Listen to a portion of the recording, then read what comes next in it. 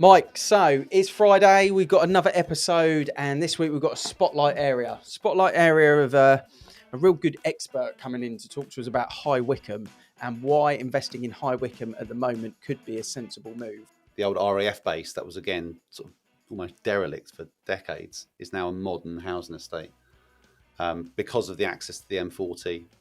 All of the old factories, the chair making factories that have, again, just derelict for forever, are now being converted into modern, real swanky looking apartments.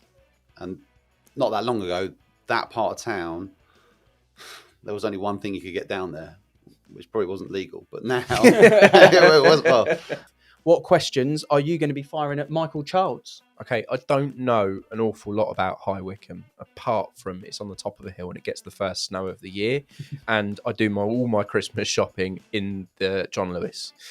So I'm really interested to know what's the hotspots, what should you do and what shouldn't you do, and what should you be looking for, what you should be avoiding when you're buying in High Wycombe. Yeah, I think these are the checklists that anyone really wants to go through. Is there investment going in from major companies? Is there investment going in from the council? And why is it an area at the moment that seems like one of those areas where prices, they do come down, but they come down a little bit slower than some of the other areas. It seems like there's a good pull. And just from an average pricing perspective, it does seem a little bit different to some of the other local areas. And it's in a good connecting area as well. It's an interesting point because so much noise is made about the Crossrail and Readings and Sloughs of this world, but there's a lot less talk about Wycombe, where you can get into London faster already. Yeah. They didn't need Crossrail because the link into Marylebone is better. So why does it get talked about less potentially than the Thames Valley? Well, we're going to talk about it now. We got Michael Childs.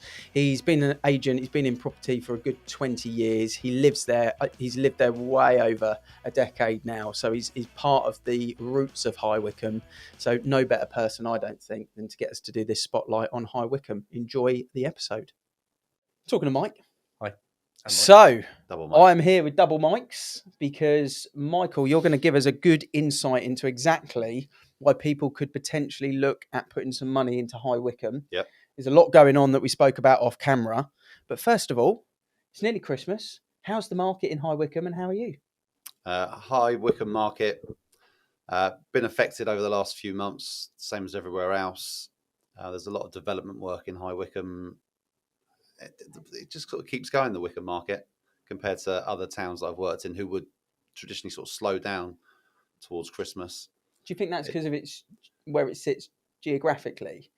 It's kind of not right in the thick of these crazy booming prices that we've experienced in sort of Berkshire and Surrey, but it's quite close to London. It's close to kind of M1, everything really. I've worked in Berkshire, I've worked in Hampshire, and the 10 years I've worked in High Wycombe, when it got to December time, it was busy still. And my mind was kind of, hang on, this wasn't the same when I worked in like Fleet, for example. It would shut down.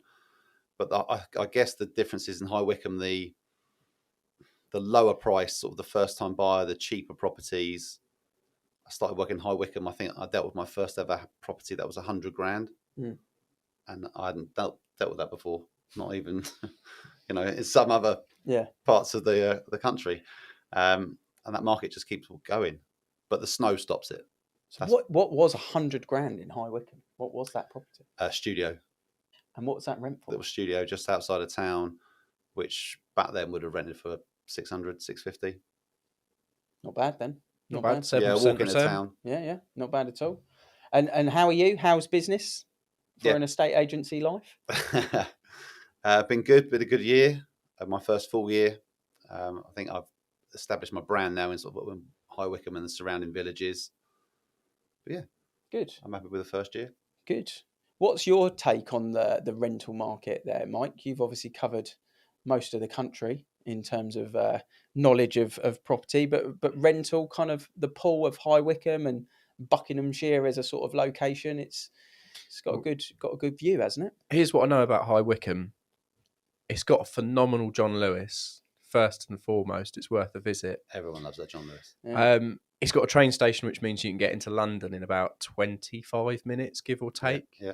and surrounding Wycombe are some insanely high-priced towns. So it is the magnet in the middle, a bit like a Reading, but on a smaller scale, but with higher priced towns elsewhere. So there's an awful lot of money either side of Wycombe. So there's a lot of money to be invested into that as a town centre, in my opinion. And there's a lot of hills, so it gets very, very snowy, which is good and bad, depending on who you are. It can be a shock for a lot of people when you Yeah. first go up there and it snows. Incredible. The first snow of the year seems to always hit Wycombe, doesn't it? From a rental perspective, I'm interested to know as well, really, who's the market, who buys there, why people buy there, and how long they tend to own properties for. Is it multiple landlords? Is it people from the surrounding towns that are putting their money into flats and houses there? Mike, who's the buyers? Who's doing the business there? The main rental audience, if you like, the schools. People will move for the schools. Just for the grammar schools, really. So Wycombe High, John Hampden, or the Royal Grammar School. They're some of the best schools, not just in Buckinghamshire, but in the country. And people will want, if they can't afford to buy there, they desperately want to get their children in. So they rent, and they'll rent long term. Mm-hmm. And anyway, and their catchment area is huge, which is pretty much all of High Wycombe. That's amazing for a good school, isn't it? Yeah, those schools are... You have to pass the test to get in, though. Yeah, you have to pass the 11 plus to get in. But the desirability to get your child into... But that brings good families, right? If you're going to push your children into a grammar school, then they're going to be the right tenants. Yeah. That's my thought, is you're going to get a really nice tenant moving in there for those reasons, you know. That's well, I've seen that change in the 12, 13 years that I've lived there, which isn't really a long time. But you can see that demographic of, you know, the houses that were run down, where people have lived there since the, I don't know, 70s or 80s. All of a sudden, new people have taken ownership of there, refurbished them, and the whole sort of street gets a facelift from there. Makes a massive difference, a change in generation, doesn't it? And a reason to be moving into an area. Yeah, there's a different... I've said this before as well. There's sort of the generations of people who now take pride in what car they own, what their house looks like. You can see that, because like we were chatting off air before, a lot of High Wycombe, there aren't these little rat runs of streets that you get in sort of modern towns. A lot of the roads are open, so the houses are visible, clearly visible, and they take pride in what their house looks like.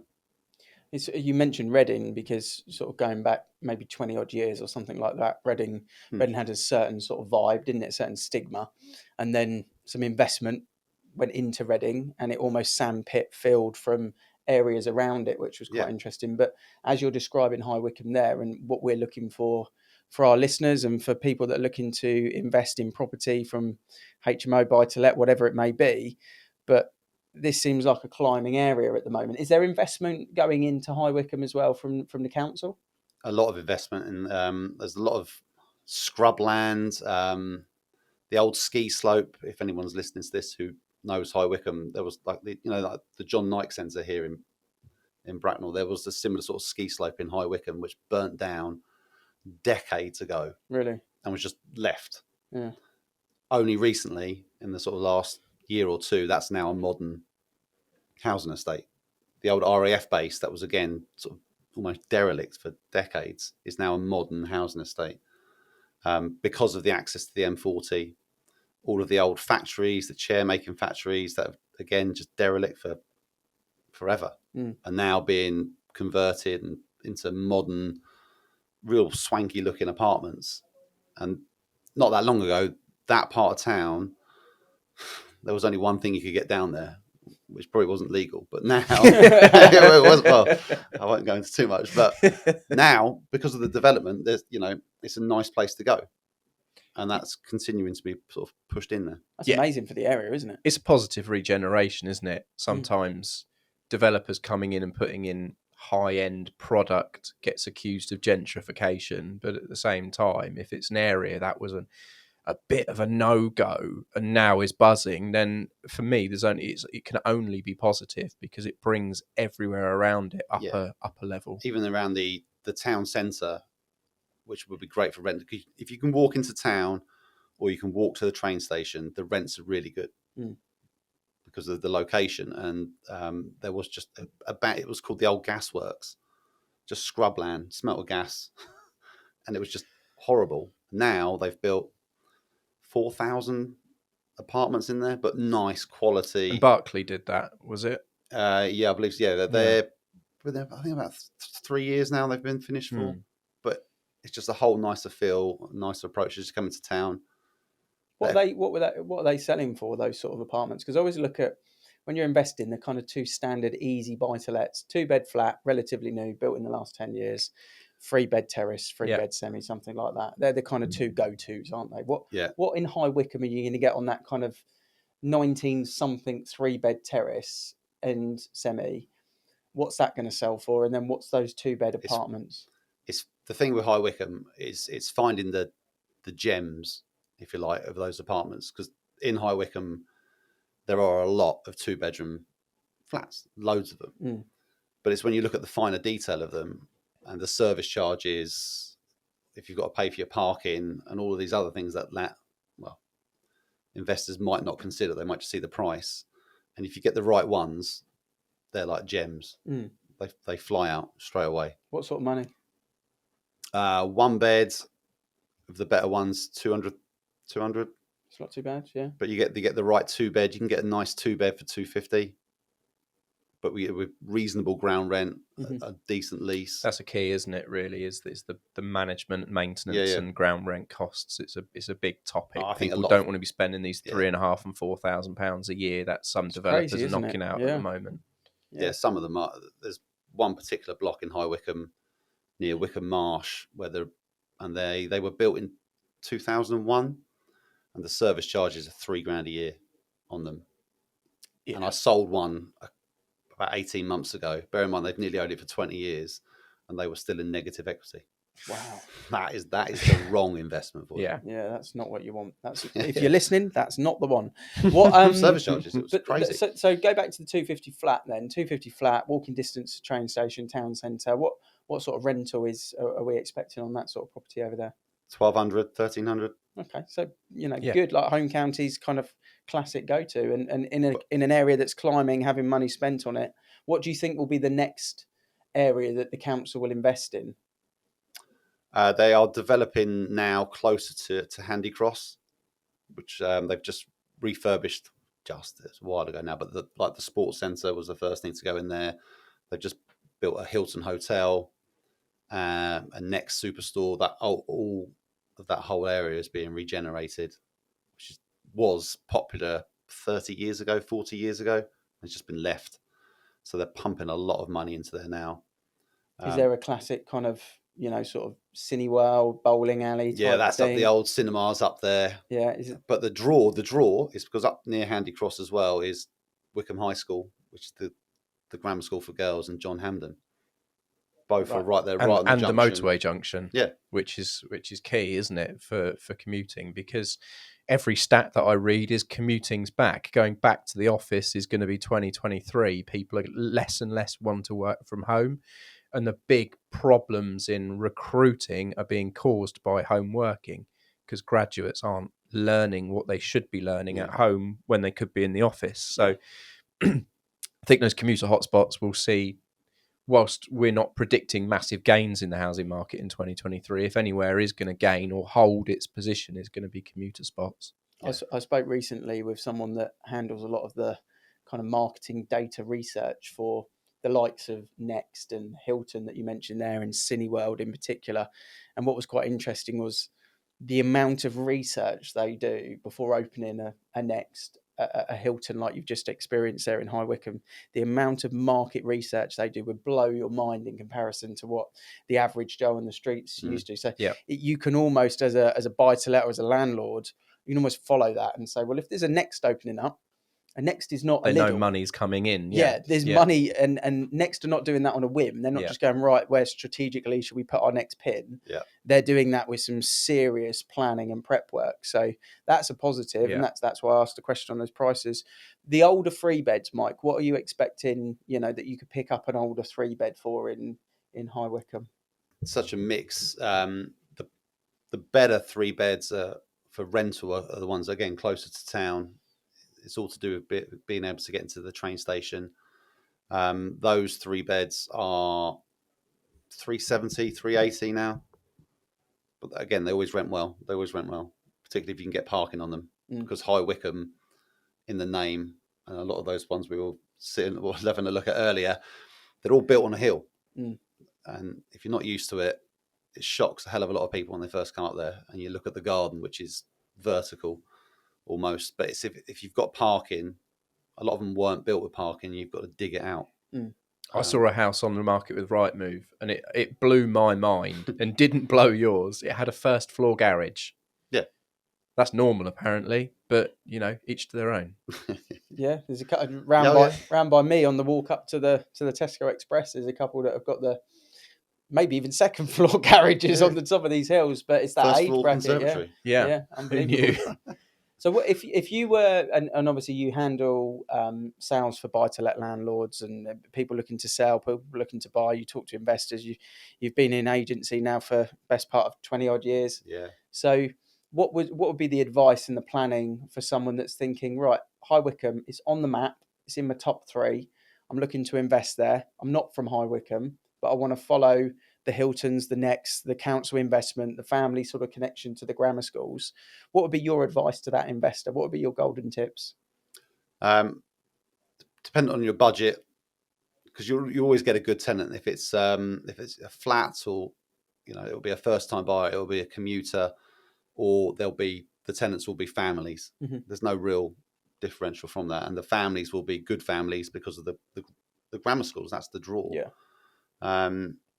It's just finding those right pockets. High Wycombe is a complete mix, all the different areas. Downley is a really popular area, but it's on the outskirts of the town, so it's not really near any schools, for example. So for me, it's not really, if you're looking to invest in the town, Downley isn't the one to go for. I've lived there, it's lovely, but if you're going to invest there, it's different, isn't it? Buying somewhere to live and buying an investment is very different, because you almost look at it with a ripple from certain trigger points, which could be the town, it could be the train station. They're normally relatively close to each other anyway, or it could be a school as an example, or something. But then you look at that quarter mile, half mile, and a mile ripple out, and it has a big impact for an investor. But the difference is, using Downley as an example, when you get there, you'll like it. It feels like you're in the country. It's open. You're on top of the hill, despite the name Downley. You're up high. It's one of those things in Wycombe. But you'll get a much better return on your investment buying somewhere else, because the schools will be better. The school in Downley, there's only one, and it's not very good at the moment. This Ofsted review is poor, and has been for a while. And you can't walk to any grammar schools. It's a 45-minute walk into town, which is too far. I've done it. It's not a nice walk in. Not in this weather. No, definitely not in this weather. But you can take that money. You'll get a cheaper house, but a better rental return of it, just for buying somewhere else in the town. So what opportunities are there at the moment then? That's an area not to go to. You mentioned about the walking distance to train station, making sure if you're looking at buy-to-let apartments, you really do check in detail with the service charges. And parking seems like an absolute win for equity growth by the sounds of it as well. What's happened to prices, let's say, since September, something like that, or even August? Let's go back to August. What's happened in High Wycombe then? Because we all know up to August, 25% increase since April 2020 is pretty much what the average property's done in the UK. I would imagine that High Wycombe is quite similar to that since the lockdown. What's it done since then? What impact has mortgage rates, mini budget, these things happen to High Wycombe's prices?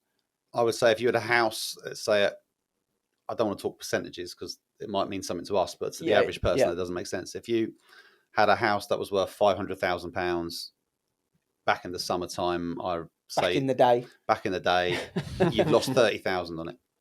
Okay. Not lost, because every property is all adjusted. Yeah. Only lost if you paid 500 for it a few months ago. Yeah, but I think that's a better example. I think the higher you go, when you get to the sort of the £1 million mark, it's more like 80, it's slightly a bit more than that. Okay, so you're looking somewhere around probably 5 to 8% of the asking price that's come down in that. Yeah, or that what I period say of to time. sell your property in High Wycombe anyway, and sort of the villages around, house prices are equivalent now to what they were at the start of 2021. Mm-hmm. And what is there most available? You know, let's say there's 100 properties on the market. What's most available? Is it those 2-bed flats? Yeah. So if there is a load of those 2-bedroom flats available, there is going to be opportunities and there is going to be deals on those, I would imagine, because some of those sellers are desperately looking to buy the 3 beds that we've spoken about, or even the 4 beds. They're probably going to stay local. I'd imagine there's a lot of interconnecting upsizing going on lots in of an it. area with families. They're the deals that potentially are available, I'm guessing. Yeah, lots of 2-bedroom flats available. A lot of them were built though in the 80s, and they're the ones where you'll have to watch out on the service charges or the lease length, which is very rarely disclosed when you look at the lease great length. investment, like it says on Rightmove. Great investment. This 2-bedroom flat with a 75-year lease. Yeah. Is ideal. Well, I always no, think it's Not ideal. when you see an estate agent put great investment, if it's for sale, it probably isn't. If it's under offer, then maybe they were right. That's my kind of take on that particular phrase. So, in terms of speaking to you, Mike, what's the best way that people can get in contact with you? If someone wants to have a conversation and potentially get you kind of sourcing some property for them, yeah. What would you say to those particular people? What information do you want to know from them, and what's the best way that they can reach out to you? Reach out to me, call me, email me. I'll have an honest chat with you. I know the area. I've lived in different parts of High Wycombe and moved out to one of the villages now where I live, just on the outskirts. So I've first-hand experience really of living there, working there. It really is key to get the right pocket. If you're looking to invest in the town, get the right pocket, because you can spend a lot of money and suddenly find your house or flat is just empty, just because you've got the wrong location. Yeah. It might seem good because you've just driven there once in your car, but you need to know the ins and the outs of it. No, I think it's a great spotlight area to look at, and it's interesting to hear about the money that's being invested by big companies. If we're looking at Berkeley, you know, from a development point of view, we're looking at Hilton next. You're looking at some of these areas being uplifted, and it's on that trajectory. Even if the market does, you know, have a correction, a dip, whatever we're calling it for next year, that seems like a safe place to look at potentially getting a deal, which is what we're all about here. So we'll put all of your contact details in the show notes. Yep. And if anyone wants to ask us a question or Mike, then obviously more than welcome to do so. And appreciate your knowledge and expertise on this episode, Mike. Pleasure. So, Mike, your namesake has left the episode. Great episode, actually. Lots of knowledge. I mean, we knew Mike knew his area, but it was really interesting to hear about some of the locations that had just been derelict for so long, where we live, to think of the density and how valuable land is to developers, to know that they were just sat there kind of empty for that amount of time almost makes you shudder inside, because you know that there's money to be put in. But it's great news that investment's going in there. Yeah. And I feel that's got some good trajectory to invest in by the sounds of it. Yeah. I mean, if you don't have the time and £1 million to invest in research and development, follow Berkeley Homes, because they do. So if they're building in a town, they're building there for a very good reason, not just because they found a bit of land and thought we'll stick some flats on it. Mm-hmm. Like you said in the episode with Next, there's an awful lot of research go into there. Next will take postcodes from customers in neighbouring stores for 2 years before they even start to consider building a store. So these sorts of companies, they're not run by mugs. So if they're putting money into a town, it's because there's growth to be had. Yeah, like you say, you can do your own research, piggybacking off the back of the companies that have got way more money than we all have to be investing. But yeah, loved what Mike said. Very interesting to hear about the changes, the type of profiling of properties. The yields are clearly very strong, much like Berkshire, Surrey-based yields. The Buckinghamshire yields seem, as long as you do it right. Yeah. But there does seem like if you were investing naively without doing your research on certain blocks or certain areas, you could come up short based on not knowing the area, which is everyone's risk as an investor. It happens in every town. There's always a block that the estate agents know and cringe when they get called out because they know what they're going to have to say and what they're going to have to do to get a property sold. But I think if you want an honest opinion, regardless of where you've seen the property, if you want an honest opinion, stick it under Mike's nose. Yeah, give it to Mike, and not only will he assist you with the sale or the purchase, but he can assist you with the let and the management. So it's not like he's just going to do a transaction and you never hear from him again. He can handle the whole process, so you know he's going to do right by you because he's involved throughout the whole process as well, which is great. So love this episode.